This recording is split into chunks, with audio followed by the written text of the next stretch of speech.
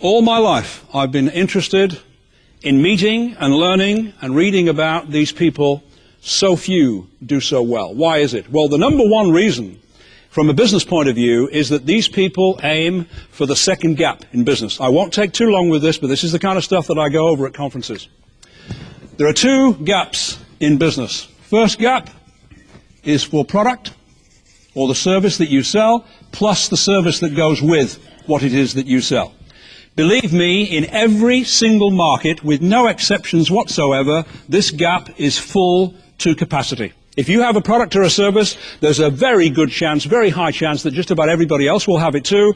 Do not aim for this gap. This is what they do. These people fight in this gap. This is a highly contested, highly congested, price-driven gap. Okay. So you must aim for the second gap, and the second gap is for performance, because that, whether we like it or not, that's what we're selling. We cannot sell what we charge for. We must sell more than we charge for. What does a restaurant sell? Just as a matter of interest, what does a restaurant sell? Food, first thing you think of, isn't it? But it can't be food, can it? Because if it was food, it would be the most expensive place in all the world to buy food. So what are they selling? What are we buying? Service. So we're going there to meet the staff, apparently. Experience, just a pleasant experience. Don't complicate it.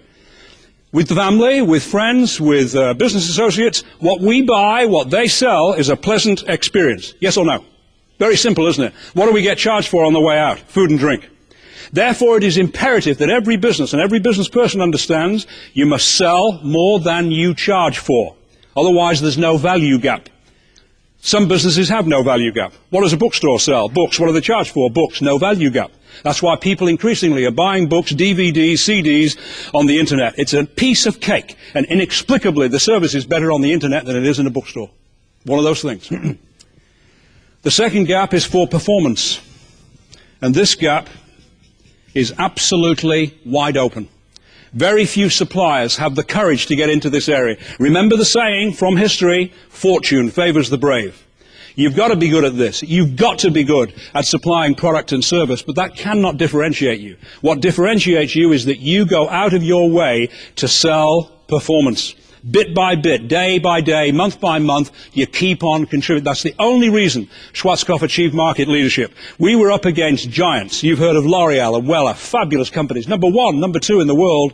They pretty much stuck to the first gap. They sold excellent products, they gave good service, technical support, and you name it and so forth. But our company not only did that, and did reasonably well in that area, our customers were salons and they needed more than product. I hope you can understand that. They were small to medium business people. They didn't simply need product. Buying product doesn't make you successful. They needed productivity. They needed ideas. So this area involves distribution. This area involves contribution. This is product. This is intelligence. Let me give you one simple example from life. One very simple example, because this is the same in every market.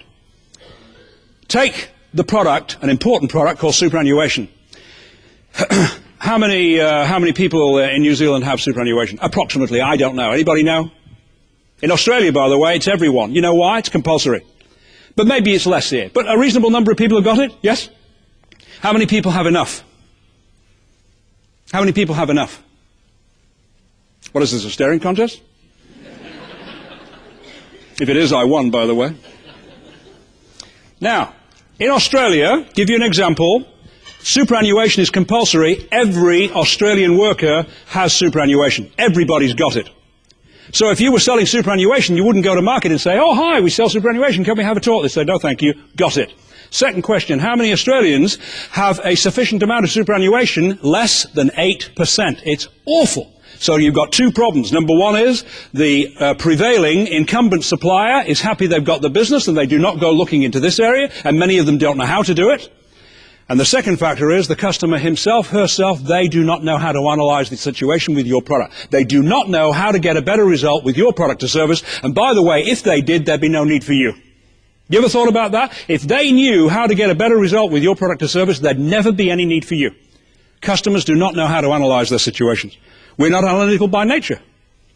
Two guys see each other. G'day, Dave. How are you? I don't know. I'll get a medical check and get back to you on Thursday.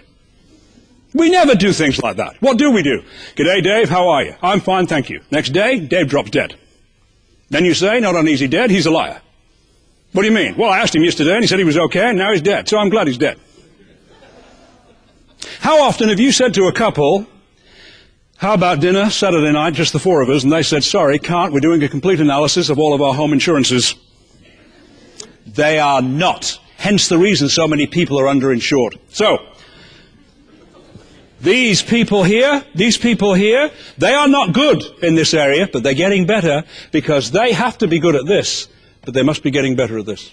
This is the set. It's a massive area. Oh, by the way, if you don't work in this, this will not expand. If we don't cause more productivity, the market will not expand. So now let me give you an insight into how they do it.